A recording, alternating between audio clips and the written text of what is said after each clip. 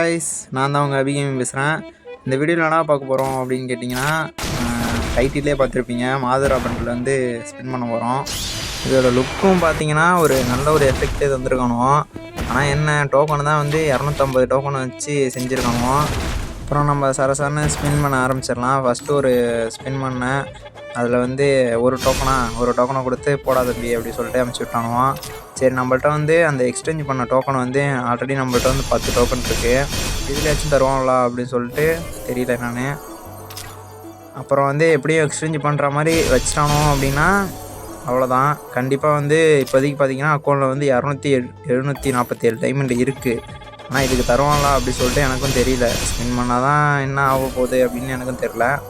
ஆனால் வந்து இதில் மாதரா பண்டில் மட்டும் நம்ம கொடுத்துட்டோம்னா அப்படியே கிளம்பிடுவோம். ஏன்னா இந்த பேக்கும் அந்த எமௌண்ட்டு கூட நமக்கு தேவையில்லை. அந்த மாதரா பண்டில் மட்டும்தான் நமக்கு மெயின். அப்புறம் இந்த பண்டிலை பற்றி சொல்லணும் அப்படின்னா நல்ல ஒரு லுக்கு, அப்புறம் நல்ல ஒரு எஃபெக்ட்லேயே தந்திருக்காங்க. கண்டிப்பாக இது ஒரு 2000 டைமண்டுக்கு ஒர்த்து அப்படின்னு தான் சொல்லுவேன். இப்போ வரைக்கும் பார்த்தீங்கன்னா ஒரு 300 டைமண்ட் ஸ்பின் பண்ணியிருப்பேன். ஆனால் ஒன்றுமே தந்திருக்க மாட்டானோ. சரி, ஒரு கோல்ட் ராயில் போய் ஒரு 10 ஸ்பின் பண்ணிட்டு அதுக்கப்புறம் வந்து ஒரு சைக்கிளில் எல்லையும் ஒரு 10 ஸ்பின் பண்ணிட்டு அதுக்கப்புறம் போவேன். பார்த்தா என்ன தந்தானோ அப்படின்ட்டு கடைசி வரைக்கும் வெயிட் பண்ணியே நீங்கள் பாருங்கள். அப்புறம் கைஸ், நம்ம சேனலுக்கு யாராச்சும் புதுசாக வந்தீங்கன்னா ஒரே சப்ஸ்கிரைபும் ஒரே லைக்கும் கொடுத்துட்டு பாருங்கள். உங்களுக்கு எவ்வளோ டைமண்டில் விழுந்துச்சு அப்படின்ட்டு கமெண்டில் சொல்லிட்டு போங்க. ஏன்னா வந்து எனக்கு எவ்வளோ டைமண்ட் ஆக போகுது அப்படின்ட்டு எனக்கு தெரியல. ஸ்பின் பண்ணுறப்ப தான் எனக்கே தெரியும். இப்போ வரைக்கும் பார்த்தீங்கன்னா 500 டைமண்டை ஸ்பின் பண்ணிட்டேன். இன்னுமே நமக்கு இன்னும் ஒரு பண்டல் கூட அதில் உள்ள பேக்கோ இல்லை எமௌண்ட்டோ ஒன்று கூட தரவே இல்லை. கண்டிப்பாக வச்சு செய்ய போகணும் அப்படின்ட்டு நமக்கே தெரிஞ்சிருச்சு. இப்போ பார்த்தீங்கன்னா 128 டோக்கன் வந்துருச்சு.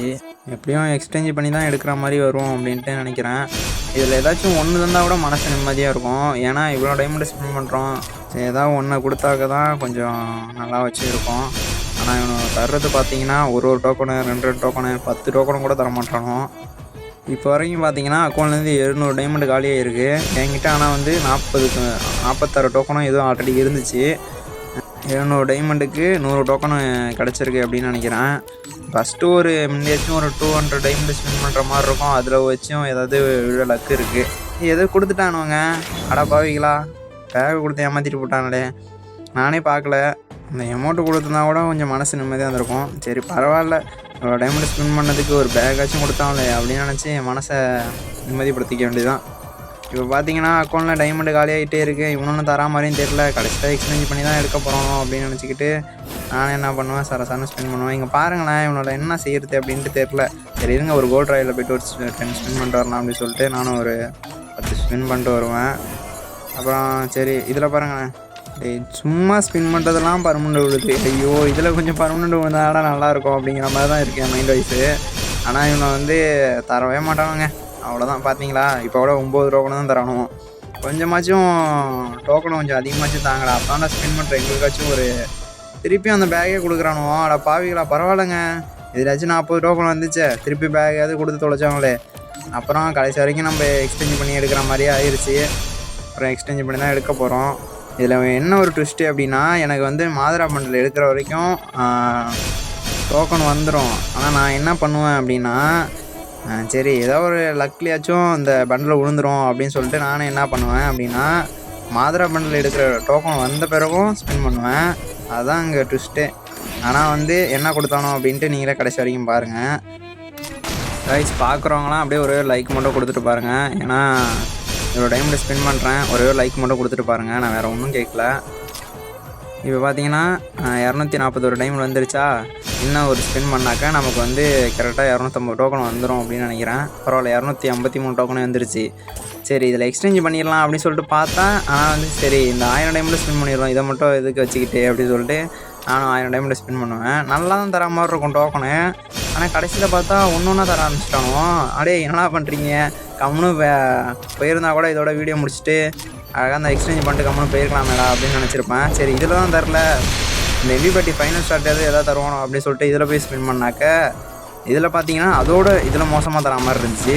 ஐயோ, இதெல்லாம் வேலைக்காகாது, நம்ம இதில் போய் ஸ்பின் பண்ணுவோம் அப்படின்னு சொல்லிட்டு இதில் போய்ட்டு ஒரு இருக்கிற டைம்லாம் ஸ்பின் பண்ணுவேன். இதிலாச்சும் ஆனால் ஒரு 9 வருஷம் தரானுவான் கைஸ். அப்புறம் உங்களுக்கு வேறு என்ன வந்து இந்த அக்கௌண்ட்டில் வந்து இன்னும் இந்த மாதரா பண்டிலுக்கு நம்ம எக்ஸ்சேஞ்ச் பண்ணிடுவோம்.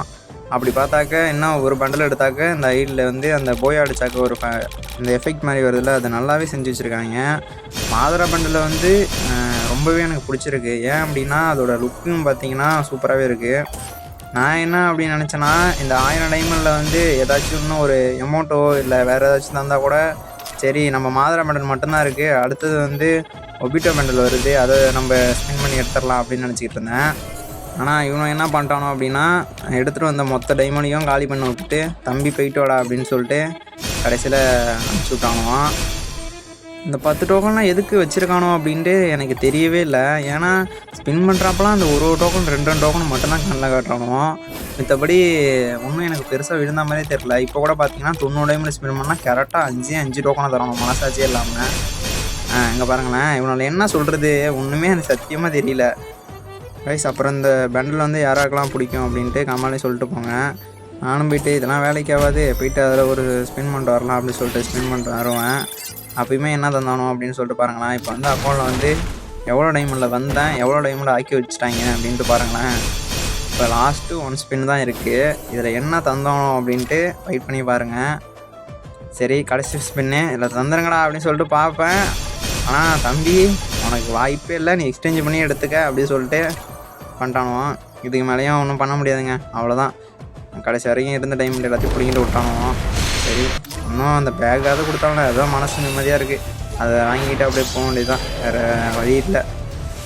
சரி இருங்க, அதை எச்சும் எக்ஸ்சேஞ்ச் பண்ணி நம்ம எடுத்துகிட்டு போவோம். எவ்வளோ டோக்கன்ட்டா?